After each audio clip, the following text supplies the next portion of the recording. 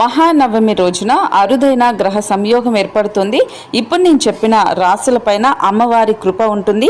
ఈ 3 రాశులకి నిజంగానే స్వర్ణకాలం ప్రారంభమైనట్లే అని చెప్పాలి. ఈ నవరాత్రుల రోజు ఆ 3 రాశులు ఏంటి అనేది ఇప్పుడు మనం చూద్దాం. మొదటిది సింహరాశి. సింహరాశి వాళ్ళకి ఇప్పుడు అద్భుతమైన ఫలితాలు ఉంటాయి. పెండింగ్లో ఉన్న పనులు పూర్తవుతాయి. కొత్త పరిచయాలతో వ్యాపార ప్రయోజనాలు పొందుతారు. డబ్బులను పొదుపు చేస్తారు. ప్రభావవంతమైన వ్యక్తులతో పరిచయాలు ఏర్పడతాయి. కెరియర్కు కొత్త దిశా నిర్దేశం చేస్తారు. ఏ పని చేసినా మొదలుపెట్టినా విజయం సాధిస్తారు. స్నేహితులకి అలాగే కుటుంబ సభ్యుల మధ్య సంబంధాలు మెరుగుపడతాయి. ఆర్థిక సమతుల్యతను కూడా పెంపొందించుకుంటారు. వ్యాపారస్తులకు ఎందులోనైనా పెట్టుబడి పెట్టాలంటే ఈ సమయం వీళ్ళకి ఎంతో ప్రయోజనకరంగా ఉంటుంది. అలాగే కన్యా రాశి వాళ్ళకు కూడా ఈ సమయం కొన్ని సానుకూల ఫలితాలతో ఉంటుంది. ఇంట్లో బయట బంధువుల నుంచి మద్దతు కూడా వీళ్ళకి లభిస్తుంది. ఆత్మవిశ్వాసం పెరుగుతుంది.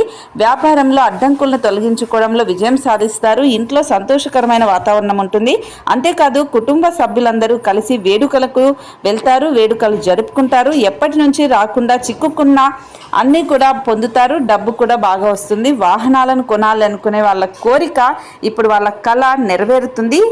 అలాగే మకర రాశి వాళ్ళకు కూడా ఈ సమయం ఎంతో శుభప్రదంగా ఉంటుంది. పనితీరు మెరుగుపడుతుంది. వ్యాపారంలో పెద్ద మార్పు కూడా ఉంటుంది. ఆఫీస్లో ఒక కొత్త ప్రాజెక్టులో భాగం కూడా పొందుతారు. భవిష్యత్తులో వీరికి ప్రయోజనాలు లభిస్తాయి. విద్యార్థులకు కూడా చాలా అద్భుతమైన ఫలితాలు ఉంటాయి. పరీక్షలు పోటీలకు సిద్ధమవుతున్న వాళ్ళకు విజయం సాధిస్తారు. త్వరలో మంచి ఫలితాలను కూడా వీళ్ళు పొందుతారు.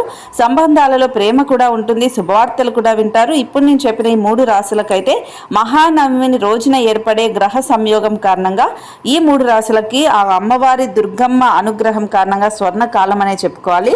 మరి మీ రాశులు ఏంటనేది తప్పకుండా కామెంట్ చేయండి.